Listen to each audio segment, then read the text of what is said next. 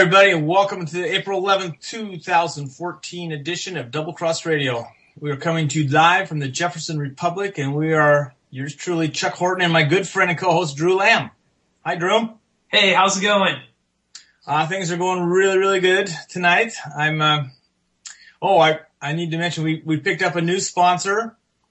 Tonight's show is being brought to you by Siskiyou Tinfoil Hats, making conspiracy fashionable. Awesome. Welcome to the show, Siskiyou Tinfoil Hats. We'll finally get paid. That's in tinfoil hats, but it's something. Well, I needed to. I wore mine out. Yeah. Okay. So anyway, we have a lot of stuff to go over tonight. Drew and I were kind of started talking last night about what we were going to discuss tonight, and about an hour later, we discovered, man, we gotta get some dinner. We have other things to do. We should have recorded that one for the first hour of the show. It was an awesome conversation. I hope we can duplicate that tonight. I think that the NSA has a backup copy. Maybe we could obtain that. Oh, good idea. Yeah. I think that would work. Yeah. Anyway, do we have Colby up ready to go? I didn't see Colby online yet. Oh. So I'll just keep checking. Colby, gotta get your Skype hooked up. I see you're in chat there. So. And we'll bring you on. We're going to be talking first, right off the bat, we're going to talk about the Jackson County Commissioners Forum before we get to the big news. And we also have Miner Dave standing by, and yes. We'll need to let Miner Dave know when we're going to pull him in. He has some news for today. I think we can probably do that right after the county commissioners. All right. Sounds good. It's listening right now. Anyway, for those of you who aren't in Jackson County, the following portion of the show is going to be maybe a little dry for you, but possibly you can pick up some things out of this. I urge you to still stay tuned and still keep listening. But for those of you who do live in Jackson County, I hope that this is very informative for you and helps you to decide maybe some of the things that you would need to know before you choose on who you're going to vote for county commissioner. Tuesday, there was a forum for the commissioners. We have 3 county commissioners in Jackson County, and 2 of the positions are up for election this year. And position number 1 from the Republican Party, they had 2 candidates. First one was Rick Dyer. The second was Henry Marlowe. And position 3, which is the other one, we had Joel Okunzi and Colleen Roberts. And we talked about this a little bit last week, so at least this week we have all the names correct. I was ready to talk about this week. I was able to attend, and one of our really loyal listeners, Colby Olson, was part of the Campaign for Liberty. He was one of the people that helped organize and put on the event, along with the other group was Americans for Prosperity, and I forget everybody's name there. Tom Steen is one of the people, and the other person is a woman who's very courageous. Well, she spoke out at a GOP county meeting, and I was very impressed with her. Very articulate. Her name doesn't pop into my head right now, but Mary Johnson. Mary Johnson. Thank you, Colby. And Colby, your Debbie Myers was your co-worker on this that helped put this all together. Is that correct? You two pretty much did the work for that? Roger, Debbie, and Colorblind Justice helped out. Okay, yeah, Colorblind. Almost forgot him. And Colorblind would be here tonight, but he has a class on Thursday evenings till the end of May, I believe. So maybe the first week in June, so whatever. So we hope to have him on when he is free of that obligation, because he always has some good insights on stuff. And he's also a little different view of things. Sometimes it makes us look at our opinions a little bit more closely too. I really respect him a lot, and he goes to a lot of these meetings and knows things and knows people that I don't know. So that's also very very helpful too. Anyway, my opinion is of the event, and Colby, I'm going to kind of give my overview of each candidate, and then I'll see as I finish each candidate, I'll ask you if you had other things to add for him. I'm going to start with Rick Dyer. I didn't know very much about Rick coming into this. I had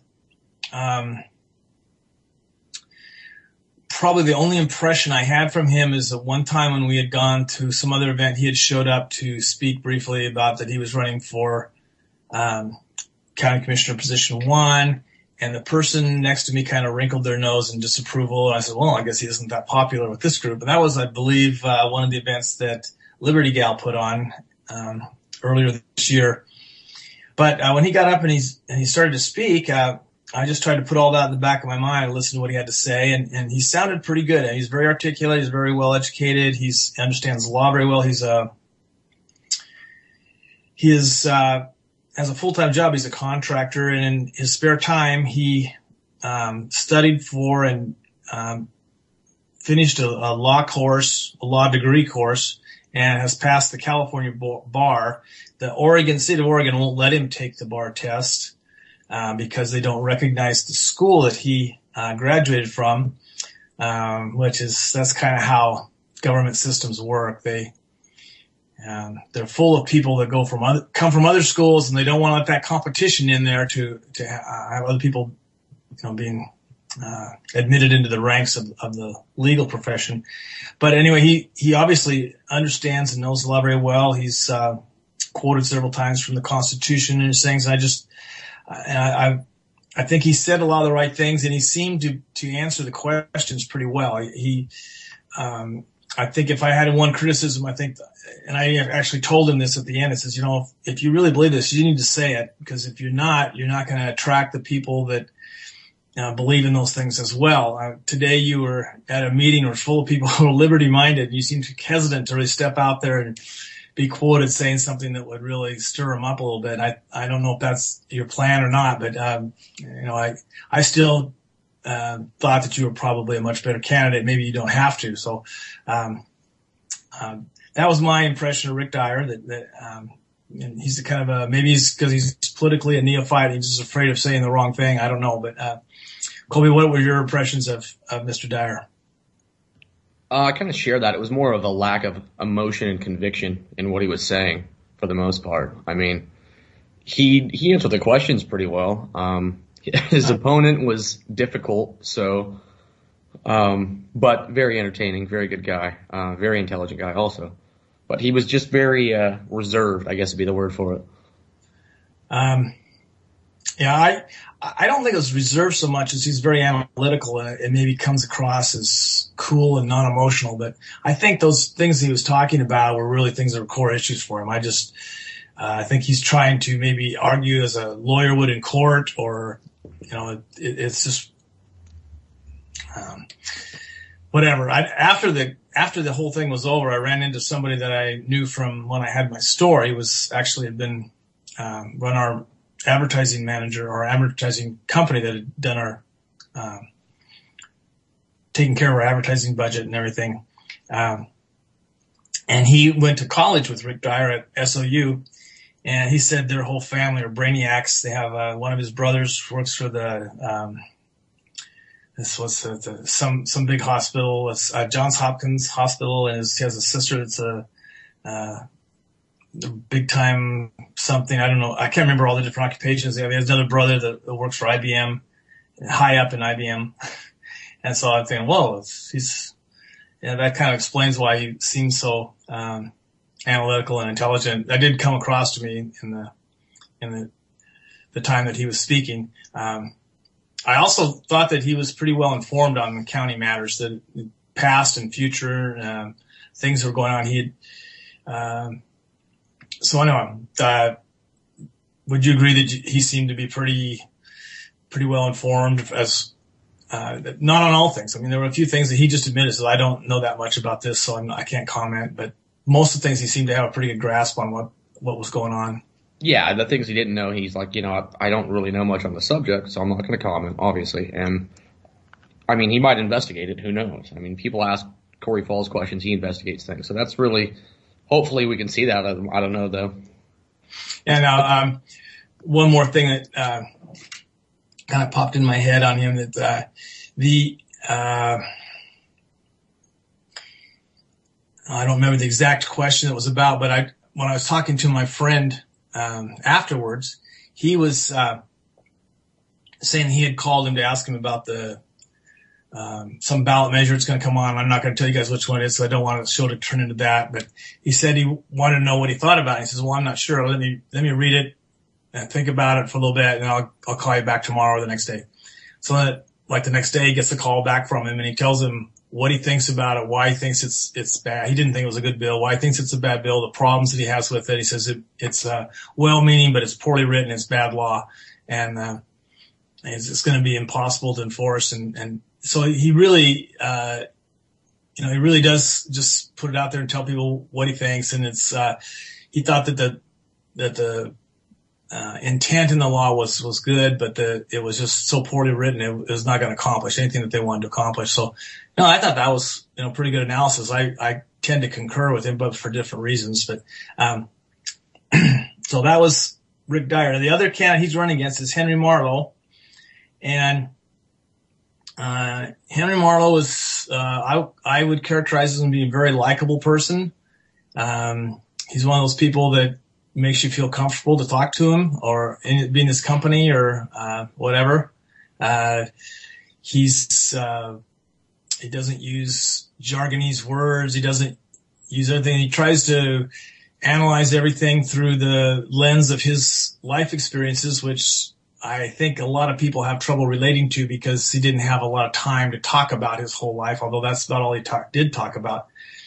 And because of that, he ended up not answering very many of the questions, and he seemed to me to be kind of unaware of a lot of the topics that were, that people were asking about. Like he, maybe he's been in some kind of a, sensory deprivation tank for several years or something. I don't know. But these are things that I think most people there are aware and knew what they were about, what the questions were about. Certainly the other candidates did.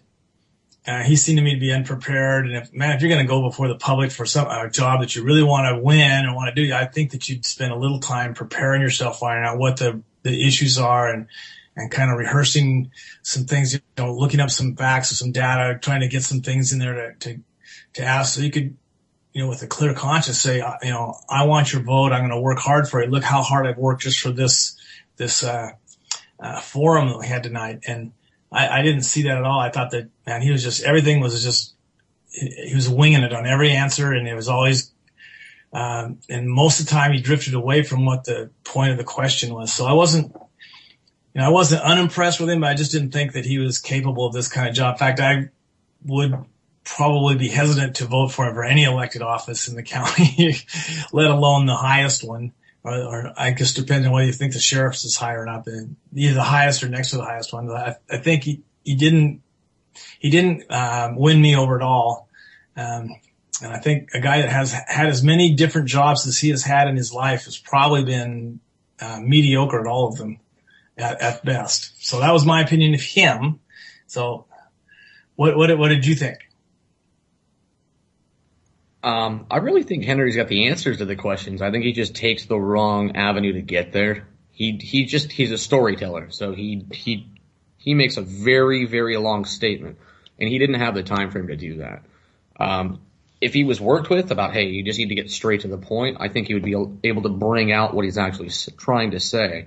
I've talked to him on the phone, and it's like that. I mean, I called him, and he has a treasure trove of knowledge inside of him. I mean, he is a very intelligent person. But every time I call him, a 15-minute phone call turns into 2 hours because he has to take a while to get to the conclusion, and he kind of tries to tell you about himself during it. So, well, I'm that way a little bit, so I probably bore people to tears sometimes before I get to the point because I have to explain to them what has led me to this line of thinking, and sometimes it takes a while. So I could understand that, but conversations with him were actually really intriguing. I mean, he's a very intelligent man. He just takes a long time to answer a question. Okay. Well, maybe he's born to be a politician. Position number 3, we had Joel Okunzi and Colleen Roberts. First, my impressions on Joel Okunzi is that he gave his opening statement. One of the things he said in his open statement was that he belongs to the Republican Party because he believes in smaller government. And then he went on to said all the different things he's done. And he's done quite a few impressive things. I mean, he's worked for he was regional manager for a very big company, maybe something like Warehouse or something. I don't know who it was. I don't think that matters. He was in charge of a lot of money and a lot of people on their behalf, and people that are unqualified for things don't get into those kinds of positions by accident. They get there because they're capable and they can do work. So that was kind of impressive, but at the same time, I was disappointed later in the question and answer thing when a specific question was asked, which this is a confession here. This was one of my questions. I submitted several of them, but I asked which specific county programs you would eliminate to help restore prosperity to Jackson County. And he started to defend all the different county programs, like he thought the level of government was just fine, and that so in his opening statement, he's talking about how he's really a champion of smaller government, but he doesn't have any plans to make government smaller at all. And that was disappointing. And then later on in the question answers, he started to get very defensive, and he actually kind of almost a little bit aggressive defensive. And yeah, Joel got something got under his skin. He was angry. He's been part of the planning department, and for those of you who don't live in Oregon, we have this stupid thing called LCDC, Land Conservation Development Commission. And it's about the closest thing to Nazi Germany that's ever been designed.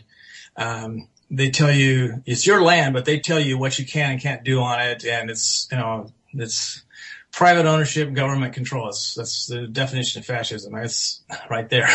And, they've been trying to, they have one set of regulations or goal lines for the whole state, even though the state has many different regions that have different needs and different things that need to have workarounds. And Southern Oregon is completely different than the Willamette Valley, where most of the people live, and Eastern Oregon is completely different from either Southern Oregon or the Willamette Valley. And the coast is like you're in a different world because it has a completely different climate, and everything there is so there's like at least 4 distinct regions. Plus there's the Cascade Mountain area. That's 5 distinct regions, and they all have to work under the same rules, and they don't fit all of them very well. And in Southern Oregon in particular, we've got a long history of this really slowing down and stifling economic growth in this area. And he was part of a county commissioners, or the planning commission, that made recommendations as to different things that should be done with regards to applications for, I guess it would be, what do they call it, to have some kind of deferment to the actual rules that were there, and to file appeals to the state to get exemptions for people that wanted to develop things and things. And I'm not sure if what his record was on that. But he seemed to be very supportive of that system, and I think the whole system stinks on ice. And so the fact that he participated in it, and he maybe wants to defend his participation by saying it was, doing a noble deal, that I could possibly see that, but he seemed to think that was something that was necessary, and it didn't go along with that small government thing that he was talking about beforehand. So I was kind of impressed and disappointed at the same time with Joel Kunze. I think that he's definitely an alpha personality. He's kind of I think he'd be a take charge kind of guy. But he was kind of made me a little nervous. What did you think? There was a couple of things he didn't. I mean, he defended Danny Jordan's position for one. That was like, not really okay with that. But and that's a good point. We need to expand this a little bit. The question was made, and this wasn't one of my questions. I wish I would have thought of it though, because it was a good question. Danny Jordan, he's our county administrator. Now we have county commissioners that are supposed to administer the county, but we also have a county administrator. So one of those jobs isn't really needed, in my mind. Danny Jordan isn't elected. He's appointed. I think he's the highest paid non-elected public official in the state of Oregon. I think that's how you would. You are correct on that one. Yeah. And he is very well compensated. And So a lot of people are wondering, is he really worth this much money? And I just wanted to, that's kind of was the question he got asked. Now you can continue. I just wanted to kind of set it up for everybody listening. He defended it, and it was kind of like, what? And I don't know, Rick Dyer didn't expressively on that exact matter defend Danny Jordan, but he said he's had conversation with him. He's always nice, things like that. He thought he was an impressive person. Yes. That always knew was on top of everything, but he didn't necessarily say that he agreed with how much he got paid or the fact that he had this much power, because he has a lot of power. Exactly. He was on the fence about it. He was like, yeah, there's parts of him that's okay, but the other parts are not okay. So that was good out of Rick Dyer, but with Okunzi, it was a complete defense of Danny Jordan, and I was like, you're just tanking yourself right now. And then later into it, Colleen, I think it was her closing statement that made him mad, and he was pretty much yelling at the audience by the end of it. He was. There were the veins were popping out on his eyes. He was pointing and yelling at the audience, and I was like, "What are you doing?" I almost wanted to go out to remind him, you can't hit a girl, you'll lose. Yeah. It looked like he wanted to. And there were actually some people I was talking to afterwards that were like, I'm pretty sure he lost the vote of every woman in that room at the ending statement. So I would think so, yeah. Yeah, it was pretty harsh. I mean, that brings up another thing that bothered me about him, because in his defense of Danny Jordan, he was telling everybody how much money Danny Jordan had secured from federal grants and this and that and whatever. This is also someone who's really a hypocrite. I mean, he doesn't like taxes when they're coming out of his pocket, but as long as they're coming out of someone else's pocket and he gets to benefit from them, he's all for them. So he really isn't for smaller government, lower taxes. He's just for less that he has to pay. And look, exactly. All those federal grants that's not smaller government. That's growing government. If someone goes into a store and robs it and gives you part of the money he robs, that doesn't make it okay. And taxation is theft. And so, we want to reduce taxation. We want to eliminate it if we can. And he's talking about all the money that Danny Jordan brings into the county from being stolen from other people. We posted a meme on our Facebook page today. Just remember, the government owns nothing. Everything they give to you, they have to steal from somebody else first. And that fact seems to be lost on Mr. Okunzi. But I'd say I have to admit, he does remain kind of an impressive person. All the things he's accomplished in his life, he's been very successful. So maybe it's that he has that brute force. He's kind of a guerrilla CEO type of person that just kind of uses his that persona, that alpha male persona, to get his way and get things done. And he's usually right, so he's successful. I don't know, but I still have a lot of problem with him running our county that way. So that brings us to Colleen Roberts, who by far was my favorite candidate of the night, and she had the largest amount of applause of any of the candidates of the night. And it wasn't just the loudest or the longest she also had the most applause. I mean, different times when people applauded her, she seemed to really have a pulse on the things that are, that make the county tick, and the people that were there. She seemed to understand her audience so much better than the other candidates. Campaign for Liberty, Americans for Prosperity. She talked about freedom and prosperity. That was pretty. I mean, that was pretty astute of her. That's you talk to your audience and you tell them the things that are gonna they're gonna want to hear, I guess. So I was impressed with that, but I was also impressed with how she was able to take a question. This was another one of my questions, by the way, and I just wanted to know what the commissioners thought their role would be in a case like is happening down in Nevada right now. We're going to get to this later in the show. The Cliven Bundy and his ranch, and it's amazing that someone hasn't been killed down there yet. Excuse me. So they have this, I'm going to put this, the question is would the commissioners have a role in protecting the rights of the citizens of the county? And she got up and said, absolutely. This is not a federal matter. They have nothing to do with it. If the federal government came in and started to disrupt the lives of people here, and they're doing it illegally, because these aren't lands they own, these are lands that they have administrative control over, which is different.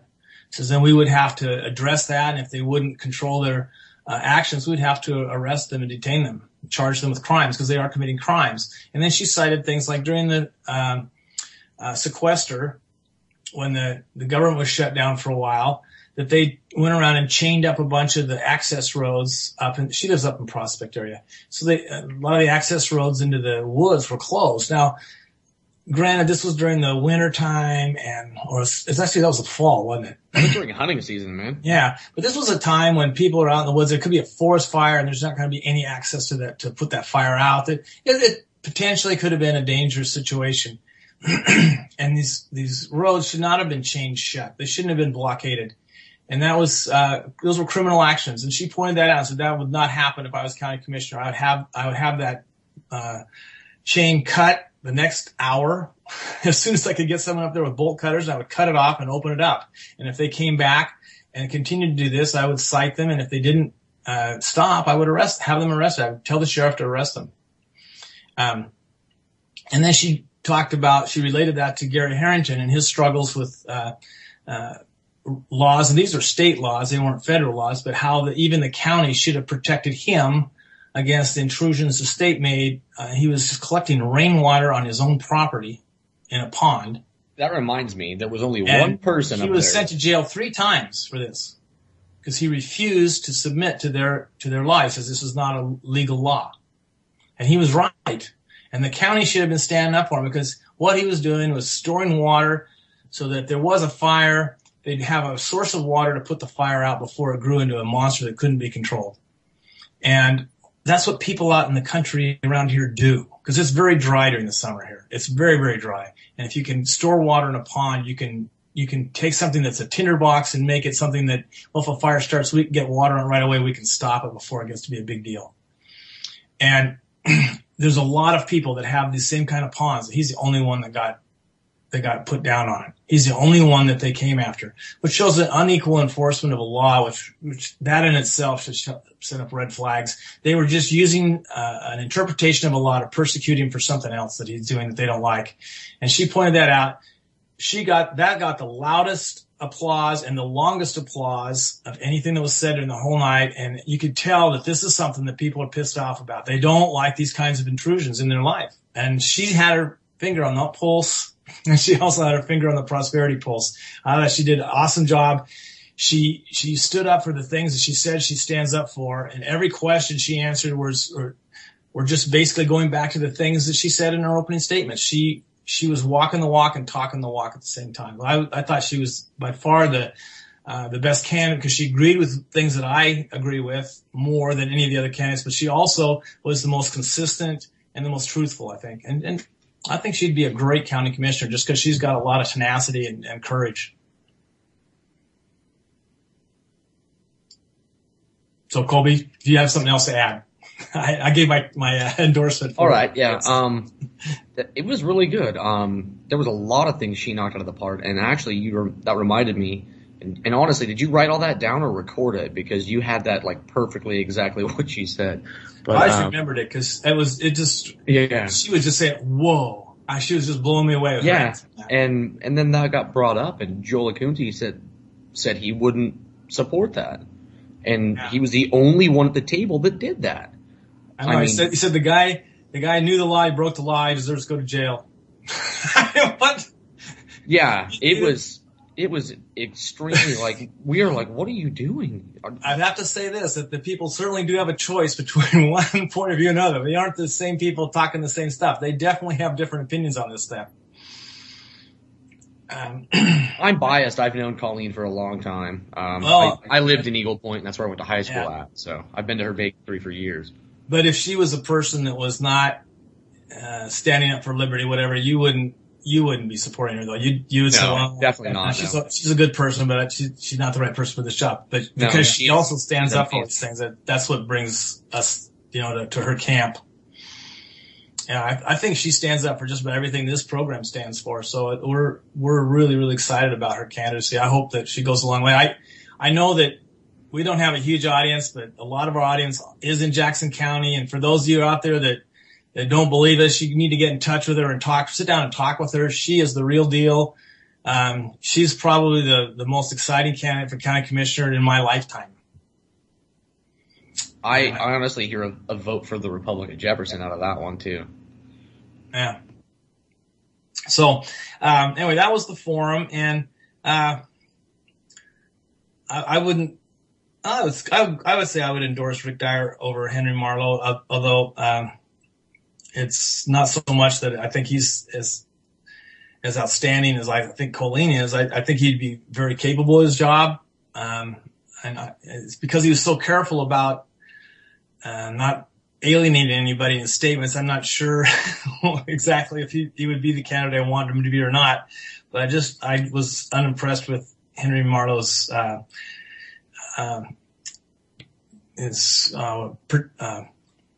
preparation for the whole event. I just thought he didn't understand what some of these things were, what the questions were even about. He had when did this happen? And he didn't know anything about Gary Harrington, but he thought that was wrong what happened to him. So, his gut reaction was correct, but just the fact that how could you be living here for the last 2 years and he's lived here longer than that and not know about that? So it's been in a bell jar or something. A bit of background on that that you might not know. He lives 3 blocks from Doug Bridenthal. And? Same homeowners association. Ah. Okay, I don't know if that's going to be relevant or not, but maybe that homeowners association is trying to get control of the county. That could be.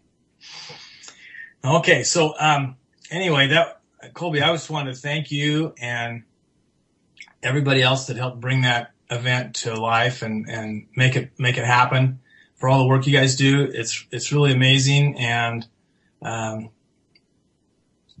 thanks for coming on and sharing your thoughts on the matter. And I'm glad that you're one of our audience. You're really an asset to our program. With all the information you bring us. I do want you to stay on for just a second if you can, because I read the thing you posted on my wall on Facebook, and I want to ask you about it after we talk to Miner Dave here in a minute or so. I got one plug. Okay. The 25th at the library, same time, same place, we will be having a governor's candidate forum. Oh, great. So the Republican Party couldn't bring it to us, so we brought it to them. Well, I'll tell you this. For all of you out there in Jackson County, it is worth it to go to this just to hear Gordon Chalstrom. He is really a breath of fresh air. And I don't agree with everything he says, but this is a guy who's honest, and you can trust him to do what he says. He has really got a lot of great ideas. Some of them I think are they're just a little statist in nature, but I think that he's a person that's open. He listens to everything I say, and he doesn't get back to me, but I can tell he's investigated it, because the next time I hear him speak, he's really up on that subject. He knows what's going on, and sometimes he has a better idea than my idea. So he's really, really an interesting guy. And he said the first time he talked that he was going to be the next governor of Oregon. I says, "Oh, right, yeah, sure." I hope he is, because he really has a lot of really brilliant ideas that he's been brewing up in his mind. I can see how he was able to run a business successfully for many, many years, because he is really a creative person, and he's a problem solver, and I love the slogan he came up with. If you want more jobs, elect a businessman. If you want more laws, elect a lawyer. I thought that was brilliant. So anyway, thank you for that plug. Hang on. I'd like to call you back when we get back to the ranch issue here to talk about the thing that you posted on my page. But do we have Miner Dave available now, Drew?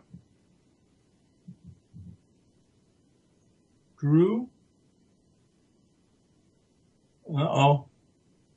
Hey, sorry about that, Chuck. My little microphone button disappeared and wouldn't come back. Oh, okay. Do we have Miner Dave around? Let's see if Miner Dave is ready. He's in the green room right now. He's in the green room, okay? Enjoying some snacks and stuff. I'm going to take this opportunity to answer something that showed up on our wall, and this is just, we had I would call it criticism on kind of the way the show's been going, and some of you out there in the audience might notice that I talk a lot recently, and I've probably the last 4, 5, 6 months, I've been a big percentage of every show. And that isn't because I'm trying to take over the show or push David out or keep Drew from being on the show. It's because David's got a lot of things to do. He's got Bible study on Thursday nights and he doesn't want to miss it. And between Drew and I, we kind of think maybe it has something to do with maybe a female interest there, but maybe not. He's a very religious person too at the same time. And I certainly understand him thinking that that's more important than our program. And he also does a lot of stuff with his movies, which takes him out of the area from time. So he's here when he can be here. And I certainly miss him. He's still my really good friend. I haven't met any two people in the world that think as closely as I do as David and Drew, and they're two of my best friends I've ever had in my life. And so everything that's happening here is just because they're really, really busy, and I have more time than they do. So I've just shouldering a little more of this blame. I would love to get them back more on the show too, because it's hard to talk for 2 hours. So I agree with your criticism. I think I do talk too much. And some nights my voice is so dry at the end of the show, I'm in pain. So that's one of the reasons we're getting Colby on tonight. And we're also bringing on Miner Dave Everest to talk about a new situation. Hello? Hello, Miner Dave. How are you doing? I'm doing real good. I'd like to Did you have new news? I think this is the news you were talking to me about the... Yes, I have a hearing on Monday for the red light tickets, but the county court here in Jackson County has a rule that when you file a motion, you're supposed to put in an order for the judge to sign. Well, that would be fraud because the judge is supposed to write his own opinion, but they're used to having the attorneys write them for him. I'm not an attorney. I wouldn't presume to speak for the judge if he decided in my favor, which he must be going to because they were complaining I didn't put an order in for him to sign. That would be a stay on the fine from the city. It would be a stay on the hearing for the appeal until the federal circuit decides this case, which I'll get into in a moment. And an injunction on the red light cameras, because I asked for an injunction over the public-private partnership. Because, see, the company, when you get a red light ticket, you get it and you go to court. After you're done with court, they have you sign an agreement with a private corporation that usually they're nonprofit, but this one happens to be a profit. And then you send the money to the corporation. Well, I told them I wouldn't sign that and that I was appealing it. And they said that they implied that there would be consequences. And I explained to her, the clerk, that the consequences would be on the court because what they did was unlawful, maybe legal, but it's unlawful and there's a difference. And then today, I mailed on Monday a copy of the covenants of the valuable mineral deposit grants, which is a matter of law, not contract. And I'm asking him, I've been asking him to appoint the trustee, which would be the U.S. Inspector General of the BLM, once they do that, the BLM loses their attorney, and he has to come and defend the grant. And in a more modern word, instead of what we're used to doing as minors, we call it us grantees. Another modern word is beneficiary. And their first duty is to the loyalty to the beneficiary, because this is my inheritance it's everybody's inheritance. The mineral estate is an inheritance to the people of the United States, or better word, citizen of the United States, of your respective states. I think citizen might be a little too selective. I think it's just residents. No, because if you declare your intentions of becoming a citizen, and this is all you have to do, because it was written in 1860. Remember, they needed to get people out here to protect it because it was under threat of invasion from Spain, France, and England in a joint thing. So they advertised in in Europe, if you wanted to come, declare your intentions of becoming a citizen, you could file on a claim. And they advertised all over the East. And they said to the young men of the East, go west. Well, this was before they passed this. Technically, you were in trespass. Well, the Supreme Court ruled, since you invited them out on the land, Congress had to take care of it. So they created the grant. By the way, it was the miners that wrote it and got Congress to pass it. And they gave all these lands of the mineral estate wherever they lie, because they didn't know where they lied everywhere. It's where they're discovered at. And once discovered, always discovered. And so, and then some of these lands ended up in patent and were issued patents. And under the patent law, oh, by the way, the grazing rights came with it because ranching and mining go hand in hand. Miners need meat to eat. And so, a lot of miners were also ranchers in small ways. And so, because you're allowed to keep livestock, because livestock is what you use to mine with. You used oxen to pull things around, to pull big boulders, because see, they didn't have the modern equipment we have now. And by the way, they did do hydroing, which there was a case here in Oregon where a scientist in 1933 determined hydroing didn't create any damage, that it didn't hurt the fish at all. In fact, it helped them because it fed them. But anyways, he was a very well-known biologist. I forget his name right now. But what I like to say, as a keeper of the Republic, Mr. Bundy, a rancher, is a man after my own heart. He's standing up under tremendous odds, and he's doing it in a way that makes him a keeper of the Republic, standing up for state rights and the sovereignty of his own state. And I like to say to the governor of his state, call in the National Guard. It's your duty, under a fiduciary duty to defend your citizens of your state. I say to the county sheriff, follow Sheriff Mack and the other sheriff's association. Instead of hiding under your table, go out and put your SWAT team out on him and remove the threat. And he could do it in combination, because he's the chief law enforcement, with the state National Guard, and they'd have to follow his orders and the governor's orders if the governor had the balls, excuse my French. Because see, here lately, the only ones that I see that have any gumption, and I mean it metaphorically, any balls or any courage, it's not the men, it's the women. Because the women are knowing where their bread is buttered on, and they're standing up for their own property rights. And by the way, I agree with the guy in the prior show. Women deserve respect, and they don't deserve to die because they weren't born a male, and like they do in China. I find it horrendous. And if you wanted to come to America, Mao said power comes from the end of a barrel. Well, yes, it does, but Mao would have never thought to invade the United States, because there's 8 guns for every citizen in the United States. And yeah. Now, Dave, interrupt you for a second. One of the things you're talking about was the National Guard. I think if the Nevada governor can't call up the National Guard, he can call up the Nevada Reserves, which are similar force. No, he can call up the National Guard, because that's what they are. Ask for them, but state militia. He can ask for them. The president has to order it. No, yes, because they call them in every year to fight fires. If that's the case, the president okays that. The administration, the National Guard is a national. It's actually the state guard. It's not a National Guard. Well, that's when you become nationalized, is when we have a war and they come and get you.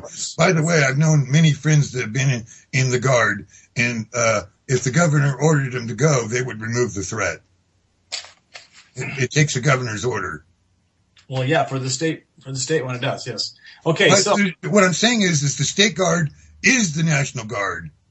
Look it up. The difference between it is semantics.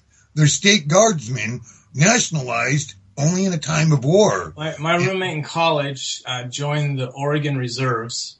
That's what they are. They're Oregon Reserves until. Excuse me. he did this.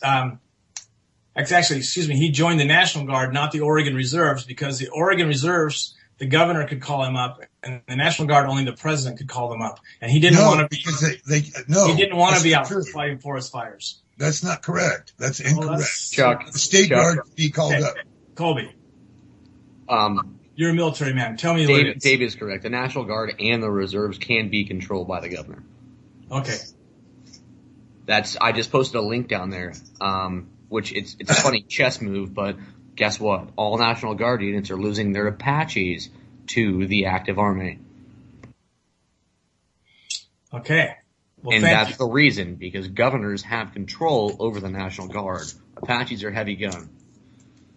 So, and I hope they're not moving there to put down the citizens. I hope they're moving there to put down the BLM. But we'll have to see how that plays out.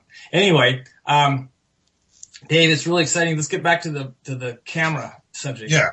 Well, because of the public-private partnership, and that goes to the heart of my case, because Colleen, I passed her information on the public-private partnership. I didn't get to attend your meeting. I met her through Sandy Casanelli, that's running for Josephine County Commissioner.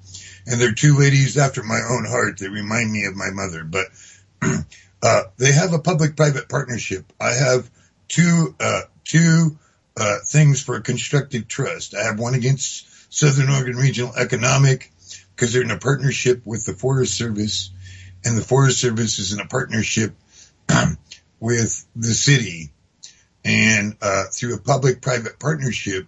And then I've got the one with the Arizona company, and then I've got KS Wild, because they're in a partnership with the Forest Service and the BLM. And I've got them on unjust enrichment for the public-private partnership enrichment. This is all about getting grants, fining fees. They don't go, the money that you pay for that red light ticket, you don't send it to the city. The city has you sign a contract. By the way, don't sign it. It's unenforceable. If you sign it, then they can sue you, and the private corporation can sue you in a tort because you agreed to pay them money. If you don't sign it, they can't turn you over to collections. They can't tell DMV about it, and they can't suspend your license. Now, I don't know if that's Oregon law, but that's usually these things are all written the same way because it's a civil matter. It's not a matter of safety.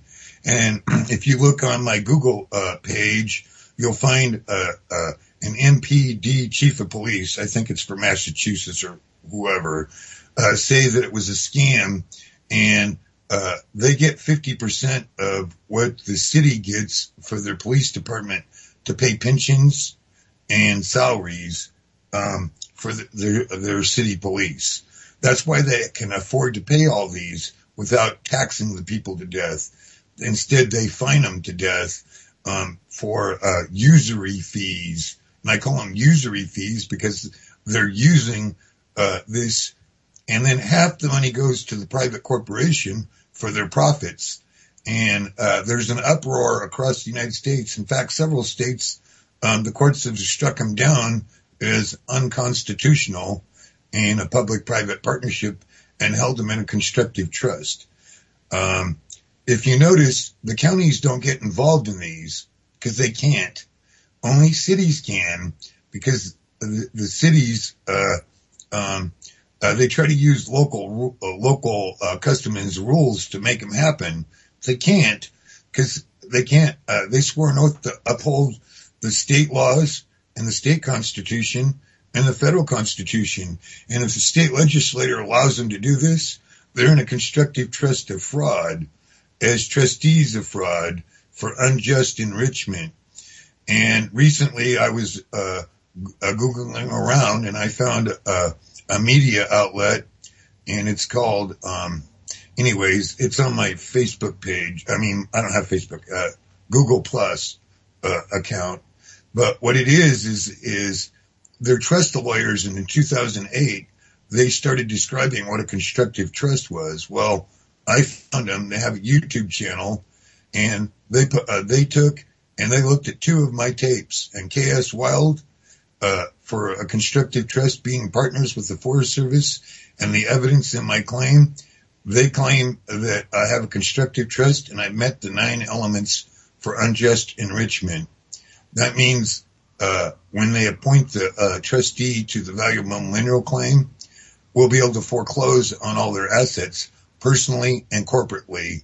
They'll be put, and this is to be imposed by a judge. There is no jury.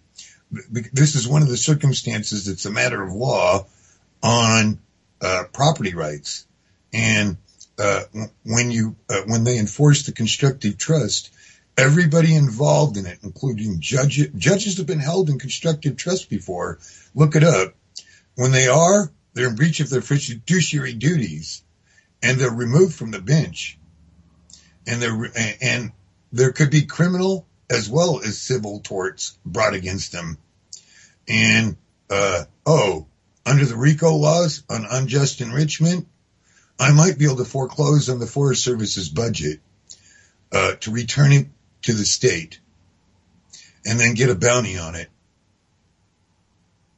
their entire budget for the state of Oregon. Okay, I was going to ask you, is it entire budget or just for Oregon? Okay. But if I win here, the lawyers that are helping the BLM and for that rancher will have to cease and desist because they won't be able to defend any government employee. They can only defend the grant. And the agencies will have to go out and buy their own private law firm to represent them. And if that happens, Congress has to provide them the funds to do so, because they can't use any government funds for it unless Congress gives it to them. Yeah. Well, that is a perfect segue into our next subject, which is going to be all the events happening down in Clark County, Nevada. And Drew, are you still running down the veracity of that thing that Colby posted on my page? Well, I haven't seen it on your page, but you said something about 15 militias going to the Bundy Ranch. Colby, maybe you could, since you're still here, Colby, maybe you can talk about this a little bit and explain the source so we can verify that it's not just a disinfo thing put out there to stir people up or something. I'm not actually validating that source, but this has been pretty interesting today. Anonymous put out a video in support of Mr. Bundy, and then not even a couple minutes later, there was a post that the Bureau of Land Management's so like on your Facebook page, you've got your little explanation of what you are. Like, they changed it. Now, I've been in the hacking community before when I was a kid and on low level back in the day. And what that is that's a sign. This is their weak point, which means their IP can be traced through that Facebook page if you do it right. This new stuff is way out of my realm, but it's interesting that happened almost instantaneously today. It was the anonymous video came out, and then boom, BLM's Facebook has been changed. They were leaving a signal for people to get in. Besides that, there's been all kinds of videos going on. I mean, there's things about 3 people being arrested, thrown to the ground. I mean, there's all kinds of stuff coming out of there right now. And there's different. Drew and Chuck, I've been posting it all day on my Google Plus. Now, there's quite a bit of material out there to go through. I watched a lot of stuff, and I posted the things that I felt were, the easiest to say are these are things that actually happened. Because I thought the interview that Alex Jones did with Cliven Bundy was awesome. That there's so much information there. There's a lot of information in that. If you really want to get down to the nuts and bolts of what's the start of all this problem, it's all described right there. And I'm sorry, I didn't mean to cut you off, Dave. You had something to say? No, I was just saying the Forest Service is starting a war, and some of the reports I've got is a Blackwater type company is the contractor, and they got snipers posted everywhere. They plan on killing him. Maybe or maybe not. I know that putting a sniper within range of being able to shoot them and kill him is technically defined as assault, because you don't have assault is when you threaten somebody. That's the legal definition of it. So that's a crime that's been committed right there. That's a tort, and then if they actually pulled the trigger and killed him, it's first-degree murder. Yeah, and if they just rough him up, then that's battery.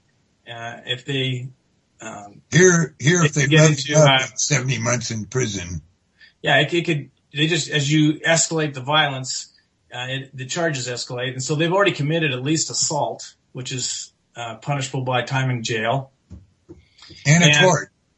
And every one of those people with a rifle is guilty of that, and the person that ordered it is guilty of that. And conspiracy to commit. Yeah, well, we're getting way off subject, so let me go back to where I was, because we're gonna have to go back, and it's not gonna make any sense. So, anyway, going back to Alex Jones' interview was really, really an awesome explanation of what's going on. And he talked with Mr. Cliven Bundy, who is the person that's is under attack right now. They've declared war on him in a sense. And he was explaining that his great-great-grandfather came to this area in Nevada, and this was land that was unoccupied. Nobody lived there. And he discovered a spring, and he unhitched his horse from the wagon, and the horse took a drink out of the stream. And at that moment, there'd been a beneficial effect of the water. And so he now, just from that act, he now had a water right claim. And so that was back in 1877. That's correct. And he continued to claim a certain amount of property for his homestead. And there was a certain amount that you could claim under the Homestead Act. He claimed that. And then he also claimed the rights to this public land for water, forage, access, and the right to build roads and trails. That's correct. It falls partly under the mining law too. All those rights are part of the right of his property that he homesteaded. So those rights are connected to that property that he owns. He owns those rights the same as he owns his property. They are in effect property. Now, he's paying taxes on them. Yeah. Back when we talked about intellectual property, Drew brought up this point of if he goes out and cuts down a tree and he mills the wood and he makes a table out of it, he owns the table because he has taken a resource that nobody else was using and he's made something out of it. Now he has ownership of that, what he's made, which is true. That's absolutely true. As long as you don't create want and waste, and that's what the government's doing. Yeah. So that's the same thing that Cliven Bundy's great-great-grandfather had done. He came to this area. He used the resources that were not being used, and he improved everything that was there. He put up fences. He kept the ditches clear. He did the things that you do when you homestead a property, and the private lands were not just his alone. Other people had rights to those also. That's correct. They're shared rights. BLM a few years ago decided that the ranchers in this area no longer own those rights, those rights to water, to forage, to build roads and trails and have access to this property. They decided that a desert tortoise was much more important than these property rights, which had existed for almost 150 years. And Cliven Bundy said, no, you're wrong. And at the same time, they were charging him fees to put his cattle out there. Right, which is the wrong people to pay it. You're supposed to pay it to your county. Correct. And Cliven Bundy refused to pay them. He thought it was extortion, and he was being run off his land. He went to the county, and he tried to establish a kind of an escrow account in the county, with not really a true escrow, but something similar to that with the county, until this was resolved in the courts. he didn't want to have the fines. He said, I'm going to make the payment to this person. They're going to hold the money in trust until this has been decided in the courts. And he's doing that so he can avoid the fines, the heavy fines that they apply on people that don't comply. And so that brought us to this point. The BLM says, no, you're in defiance of our order. It says we're going to confiscate cattle to pay for this money that you owe us. And they took approximately 300 head of his cattle, which is about $30,000 worth of cattle, plus, maybe even as much as $60,000. I don't know how much cattle go for. Price of beef has gone way up, so maybe it's closer to $60,000 now. 300 steers would be closer to $250,000. Really? That would make them. They get paid by the pound, and they weigh 2,000 pounds mostly when they go to market. Okay. Well, let's do that math. The price fluctuates. The 2,000 pounds, and how much per pound? It fluctuates. I heard that after you get everything out, it averages about $750. That's probably about right. And so the three, and depending on what stage of growth they're in. So that's about $15,000 per cow, and that would be times 300. That would be about $4.5 million. Is that right? Well, if the numbers are correct, it sounds about right. We may be a little high. That could be down a little bit. Our price per pound on the hook. I have no idea what this is. I'm not a rancher. BLM's going to spend much more than that because, see, it turns out that they want his property. I guess he's been offered. They want to put houses on his ranch, and they have a nearby mineral estate that for defense that they want to mine defense metals, and they need housing for their workers. I didn't hear him say anything about that. I think that's it's all over the net. He is correct. This stuff is on the net, but there's also a rumor of a solar plant. I mean, there's all kinds of rumors like that speculating. I did see one that was a planning commission spreadsheet that looked interesting. I haven't gotten all the way through it though. Yeah. So I don't know if this is true or not, but if it was a true thing, I would think he would have mentioned that in the interview I listened to with Alex Jones. So certainly that is a possibility. I'm not going to say it isn't going to happen, but that's not the foremost thing for Mr. Bundy right now is the property rights issue. The fact that if they can cancel his property rights, you guys realize that means they can cancel any property right of anybody in this country. If any government agency can just say by administrative ruling that you no longer have the right to for the common good, for the collective, we're taking it. Dave, we're going to have to hang you up. You keep interrupting, please. Wait till someone's finished talking. It doesn't make good radio. We want to have you here for what you have to say, but you can't be interrupted. Okay. Okay. So back to my point. If somebody wants your house, and they've done this in Texas, this isn't the first time anything like this has happened. And Alex Jones has documented this. They had a portion of land that they really, really wanted. It was a nice area with it was kind of in the hill country, a little bit west of Austin, Texas, and they basically went in there and just fined and harassed the people until they all moved off the property, and they ended up accumulating it all. They gave a bunch of it away to someone who put in a racetrack there, which the taxpayers paid for, and he makes millions and millions of dollars a year on. And then the rest of this stuff was, they could kind of condemn the property for people to live in, but after about 10 years, they reopened it up and they have all these $1 million homes there now. And so, yeah, that does happen.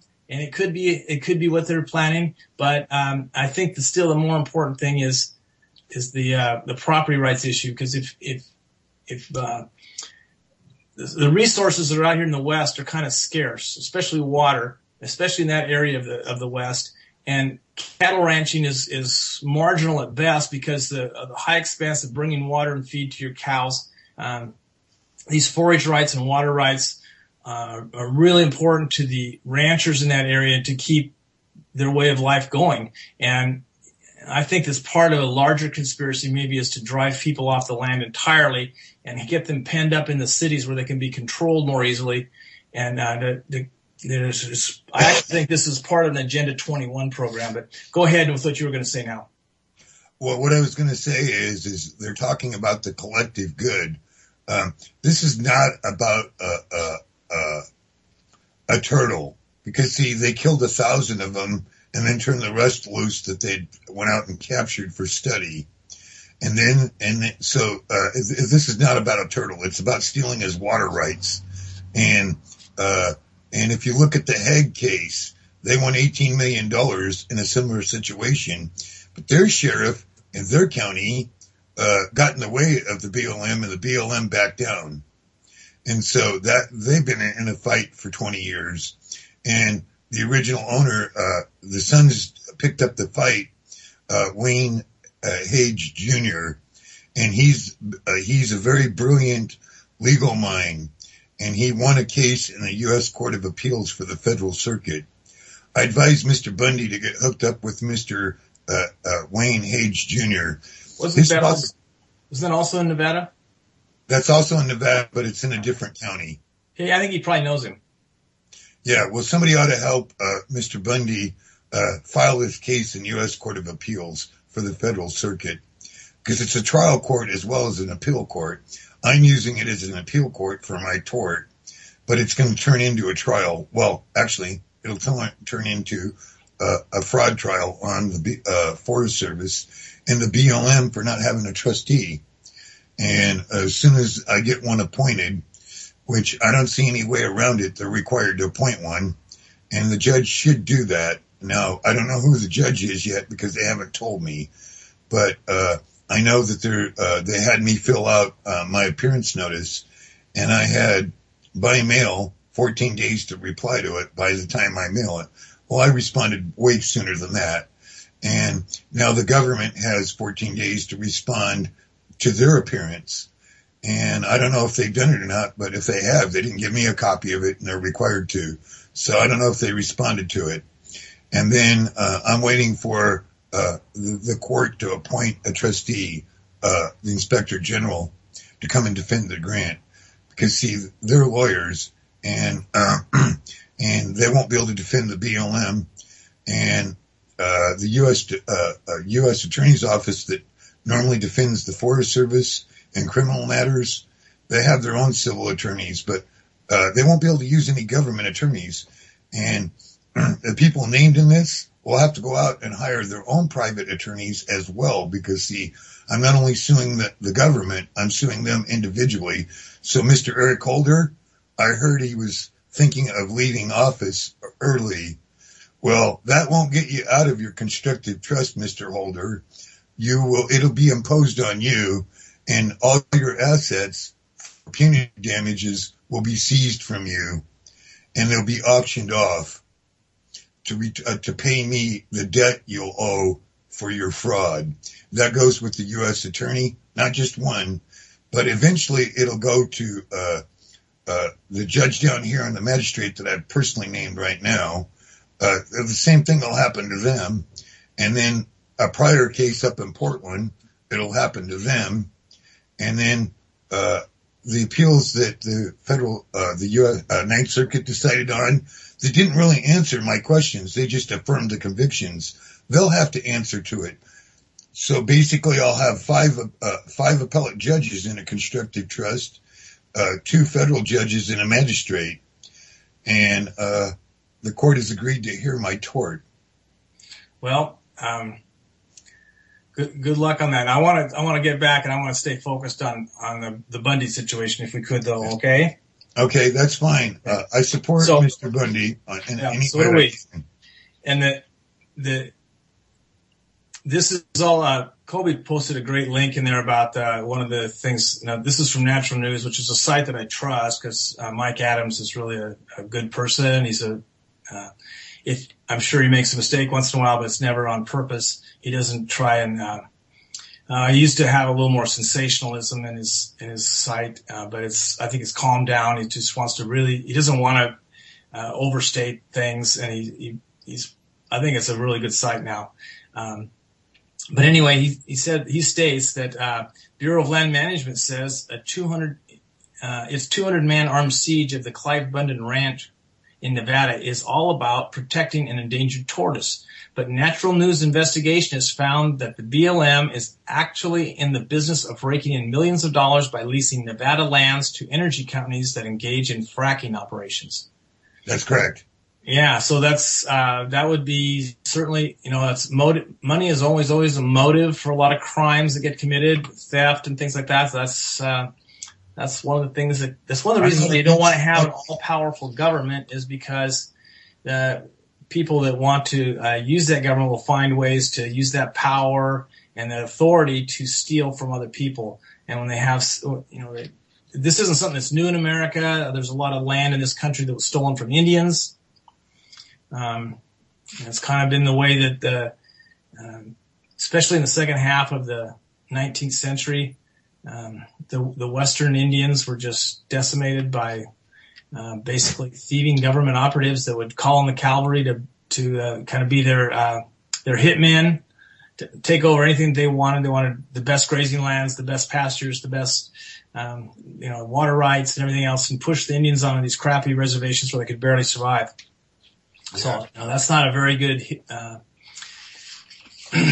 that's not a very good thing for a country where you're supposed to believe in freedom and natural rights and things like this. But I'd like to back to the study, back to the subject. All of this is also part of Agenda 21, and this is something we've been talking about in the last 2 weeks with Common Core. But this is part of the Agenda 1 protocols that were established over 20 years ago. I think it was closer to 30 years ago, down in World Summit. They had UN Summit they had down in Rio de Janeiro. And as I'm thinking about this over the last couple of days, I started to get this feeling in my stomach like someone had just punched me in the solar plexus. It was like I can't breathe. And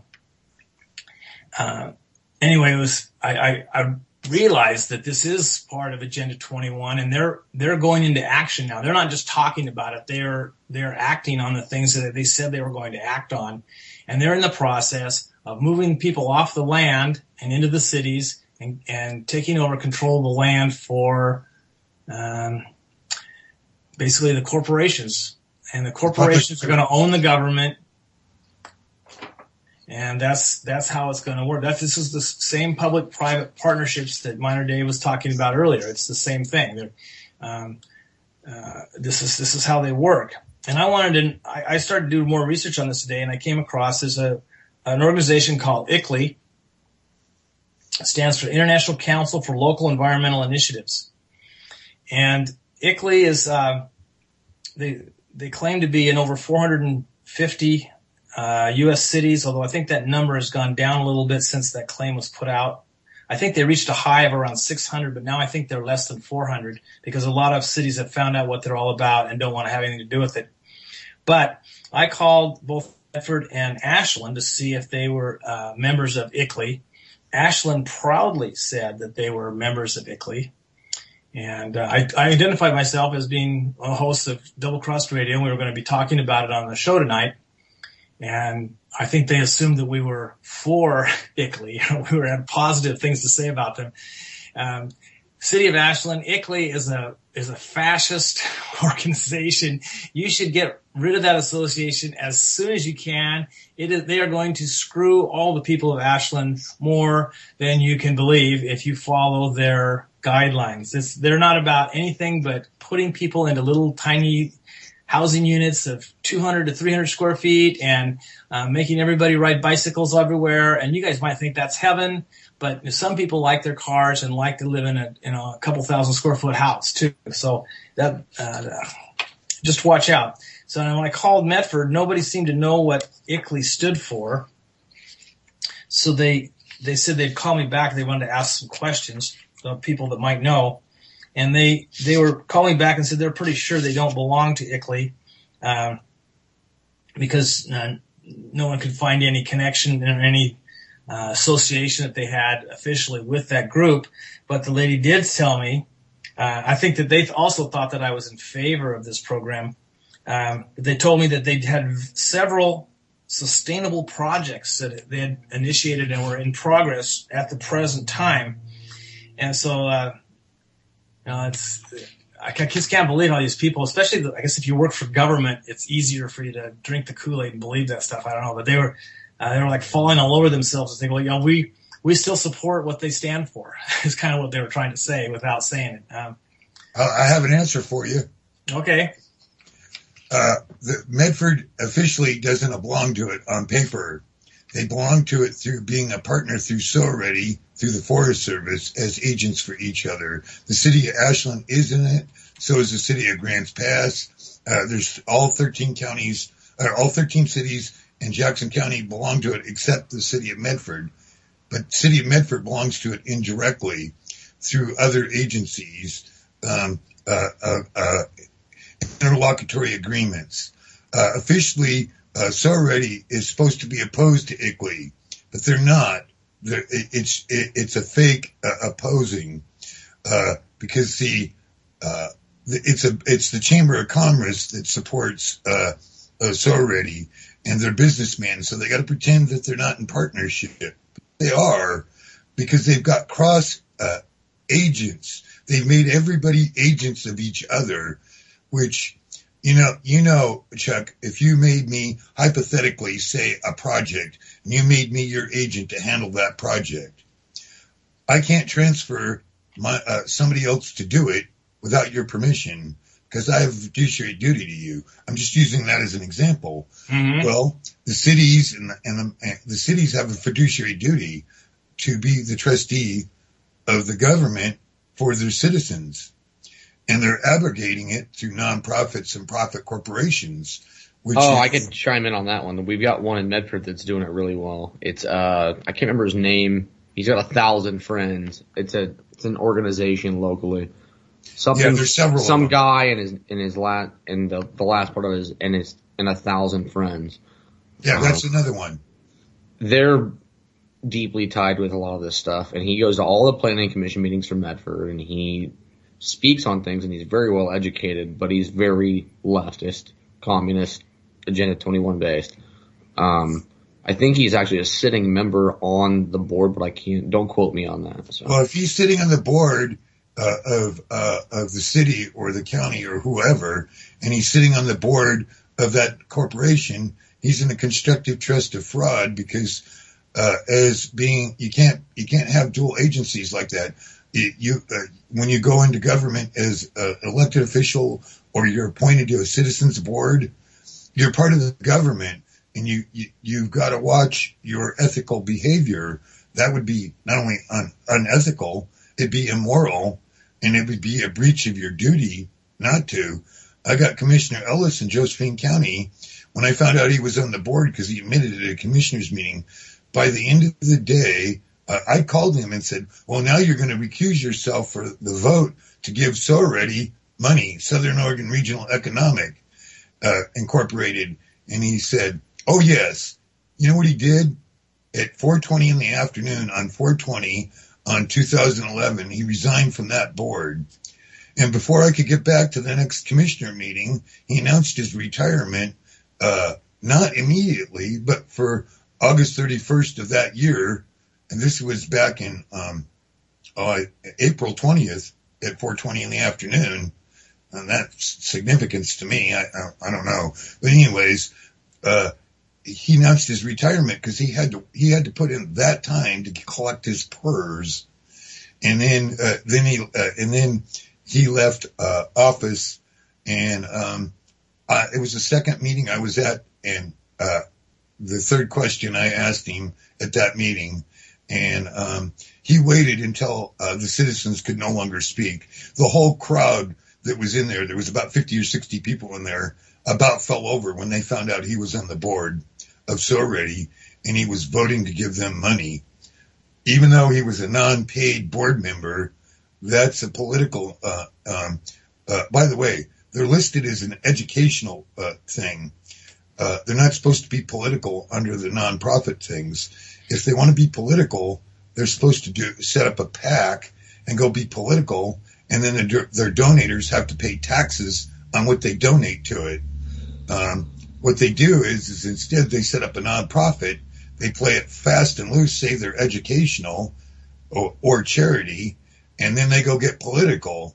and then they get donations that they don't have to pay taxes. And yes to the question, Chuck.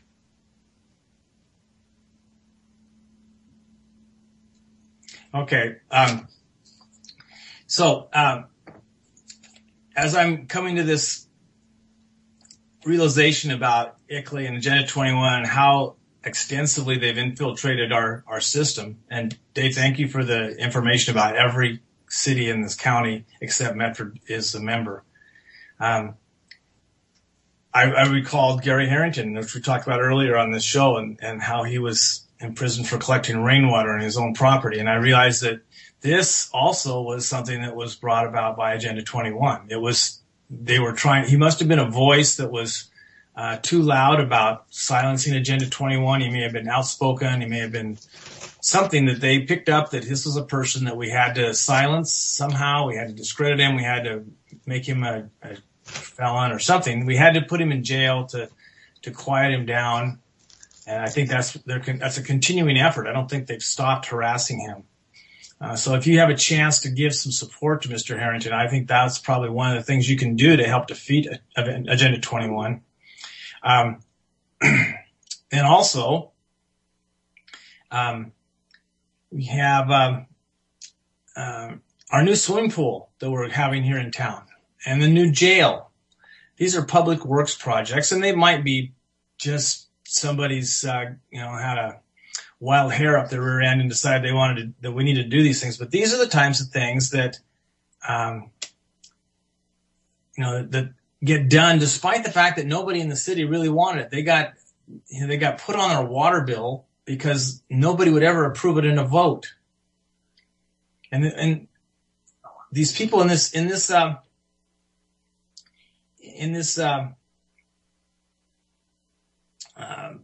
I watched a video today. They were talking about how they work, and one of the things they do is when they have an agenda or something they want to accomplish or to pass, they use something that's called a Delphi technique to gain a consensus and marginalize their opposition. And they have every one of these cities that's subscribed to or has joined the ICLEI has a manual, and they'll have different looking covers on them, but they'll have basically the same content in all of them. And it basically says it's growing smart. It's based on that. It's smart growth. And it's another thing this organization does. They take words that mean something to us and bring an image of intelligent, reasoned, prosperity, planning for the future, all these positive things. And they take those positive things and they turn them on their head. Growing smart means we can't allow for any freedom of just, someone doing things the way they want to do it. They have to be done the way the government says they have to be done. So you have to move into, high-rise, high-density housing. You have to leave the ranches and the farms, because those have to be returned to nature. You can look, there's a map that was made some years ago. It's a map of the United States with, let's see if I can pull this into our chat. So I don't know if this will work or not. What you're talking about is the map that shows the mega cities. Yeah, I'll put in there and see if did that work? Maybe not. No. I don't think that worked. It was made some years ago.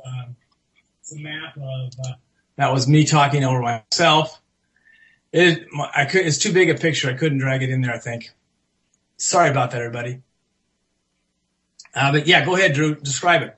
Well, a lot of the people in the chat, of course, I have seen this, I'm sure. But it's a map that shows what the United States will look like under Agenda 21 sustainable development.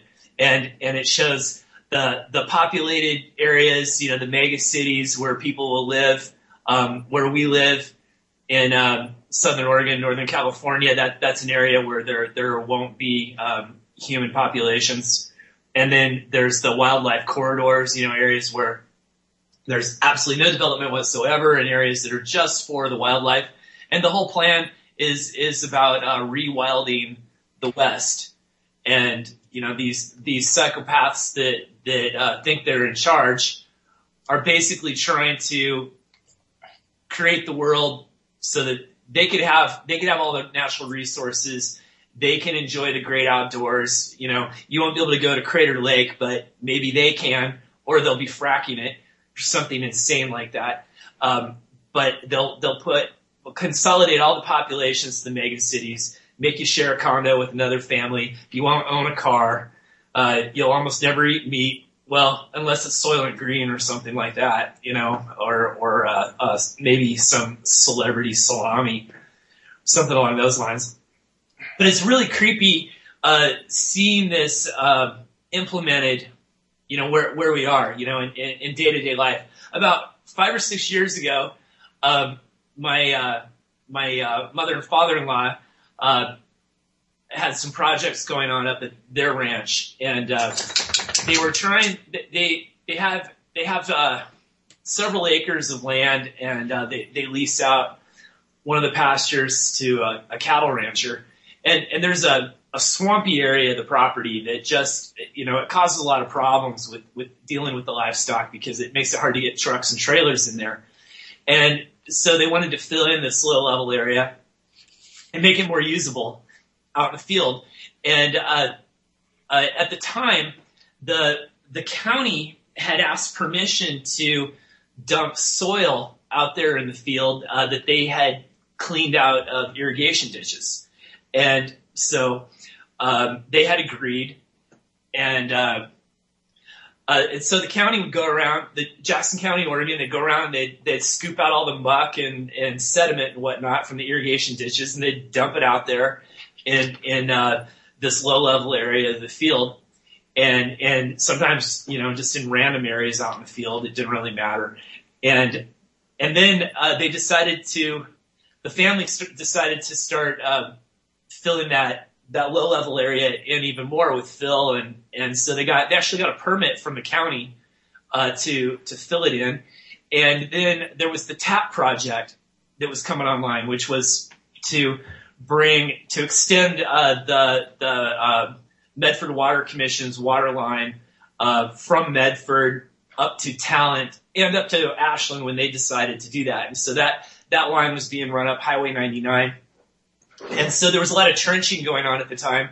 And so they agreed to let the construction company that was handling it, I can't remember the name of the company at the time, to bring that soil from the trenching up to their field and dump it. And there was a permit for this and everything.